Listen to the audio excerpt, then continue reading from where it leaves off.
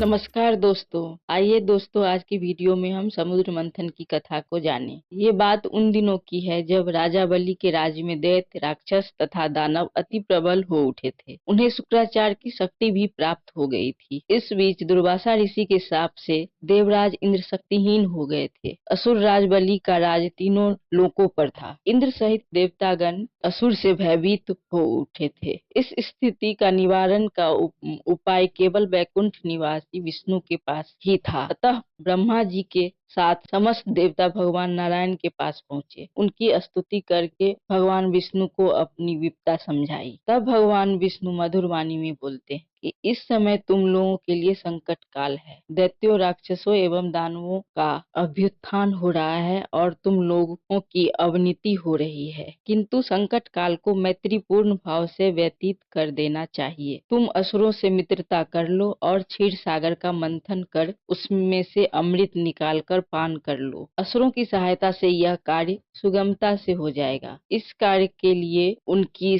हर शर्त मान लो और अंत में अपनी काम निकाल लो। अमृत पीकर तुम अमर हो जाओगे और तुम असुरों को मारने में समर्थ भी हो जाओगे। भगवान विष्णु का आदेश सुनकर इंद्रदेव ने समुद्र मंथन से अमृत निकालने की बात राजा बलि को बताया। असुर राज बलि ने देवताओं के राजा इंद्र से समझौता कर लिया और समुद्र मंथन के लिए तैयार हो गए। मंदराचल पर्वत को मंथनी तथा वासुकी नाग को नेति बनाया गया। स्वयं भगवान श्री विष्णु कच्छप अवतार लेकर मंदराचल पर्वत को अपनी पीठ पर रखकर उसका आधार बन गए। भगवान विष्णु ने असुर रूप से असुरों में और देवता रूप से देवताओं में शक्ति का संचार किया। वासुकी नाग यानी मंथनी को गहन निद्रा देकर उसके कष्ट को भी हर लिया। देवता वासुकी नाग के मुख की ओर पकड़ने लगे, पर इस पर उल्टी बुद्धि वाले दैत्य, राक्षस, दानव आदि ने सोचा कि वासुकी नाग को मुख की ओर से पकड़ने में अवश्य कुछ लाभ होगा। उन्होंने देवताओं से कहा कि हम भी किसी से शक्ति में कम नहीं, हम मुंह की ओर से ही पकड़ेंगे और मंथन करेंगे। तब देवताओं ने वासुकी नाग की पूंछ की ओर का स्थान ले लिया।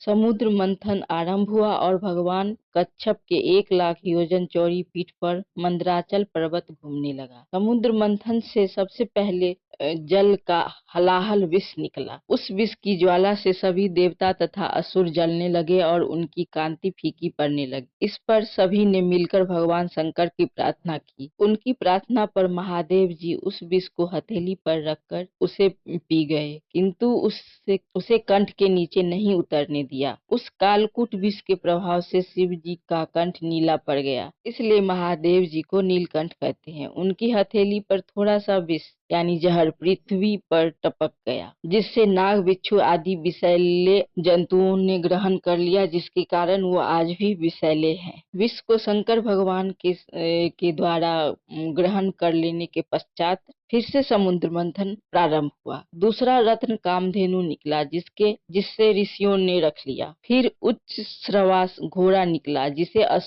असुर राज बलि ने रख लिया। उसके बाद एरावत हाथी निकला, जिसे देवराज इंद्र ने अपना वाहन बना लिया। एरावत के पश्चात कौस्तुभ मणि समुद्र से निकली, उसे विष्णु भगवान ने रख लिया। फिर कल्प वृक्ष निकला और रंभा नामक अप्सरा निकली, इस दोनों को देवलोक में रख लिया गया। फिर समुद्र के मंथन से महालक्ष्मी जी निकली। महालक्ष्मी ने स्वयं भगवान विष्णु को वर के रूप में ग्रहण किया। उसके बाद कन्या रूप में वारुणी प्रकट हुई, जिसे असुरों ने ग्रहण किया। फिर एक के पश्चात एक चंद्रमा, परिजात वृक्ष तथा शंख निकले और अंत में धन्वंतरी वैद्य अमृत का घट लेकर प्रकट हुई। धन्वंतरी के हाथ से अमृत को असुरों ने छीन लिया और उसके लिए आपस में लड़ने लगे। देवताओं के पास दुर्वासा के शाप के कारण इतनी शक्ति नहीं थी कि वे असुरों से लड़ सके और अमृत छीनकर ग्रहण कर सके। वे निराश खड़े होकर देख रहे थे।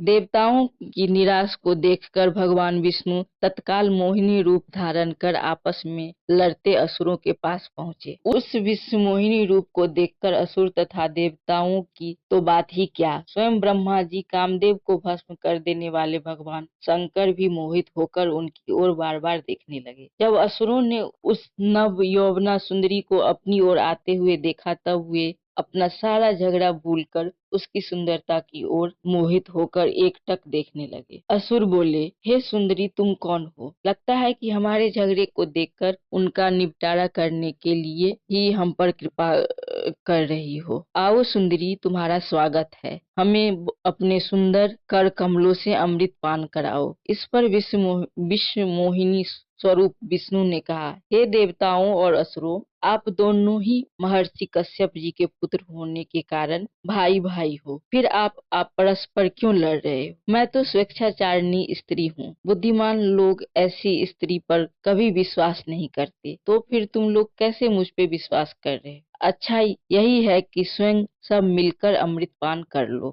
विश्व मोहिनी के ऐसे नीति कुशल वचन सुनकर उन कामांध दैत्यों, दानवों और राक्षसों को उस पर और भी विश्वास हो गया। वे बोले, हे सुंदरी, तुम पर पूर्ण विश्वास है। तुम जिस प्रकार बांटोगी हम उसी प्रकार अमृत पान कर लेंगे। तुम ये घट ले लो और हम सभी में अमृत वितरण कर दो। विश्व मोहिनी यानी विष्णु ने अमृत घट लेकर देवताओं और असुरों को अलग अलग पंक्तियों में बैठने के लिए कहा। उसके बाद असुरों को अपने कटाक्ष से मदहोश करते हुए देवताओं को अमृत पान कराने लगे। असुर उनके कटाक्ष से ऐसे मदहोश हुए कि अमृत पान करना ही भूल गए। भगवान की इस चाल को स्वर्ण भानु नामक दानव समझ गया। वह देवता का रूप बनकर देवताओं की पंक्तियों में जा बैठा। उसने अमृत पान कर लिया। जब अमृत उसके कंठ में पहुंच गया, तब चंद्रमा तथा सूर्य ने पुकार कर कहा कि ये स्वरभानु दानव है। यह सुनकर भगवान विष्णु ने तत्काल अपने सुदर्शन चक्र से उसका सिर गर्दन से अलग कर दिया। अमृत के प्रभाव से उसके सिर और धड़ राहु और केतु नामक दो ग्रह बनकर अंतरिक्ष में स्थापित हो गए। वे ही वैर भाव के कारण सूर्य और चंद्रमा का ग्रहण करते हैं। इस तरह देवताओं को अमृत पिलाकर भगवान विष्णु वहां से गायब हो गए। उनके गायब होते ही असुर की मदहोशी समाप्त हो गई। वे अत्यंत क्रोधित हो देवताओं पर प्रहार करने लगे। भयंकर देवासुर संग्राम आरंभ हो गया, जिसमें देवराज इंद्र ने असुर बलि को परास्त कर अपना इंद्रलोक वापस ले लिया। अगर आपको ये वीडियो पसंद आया हो तो इसे लाइक कीजिए और अपने जानने वालों के साथ शेयर कीजिए। साथ ही चैनल को सब्सक्राइब करना और बेल आइकन को दबाना ना भूलें। अगर दोस्तों आपके पास कोई सवाल या सुझाव हो तो कमेंट सेक्शन में बताना ना भूलें। धन्यवाद।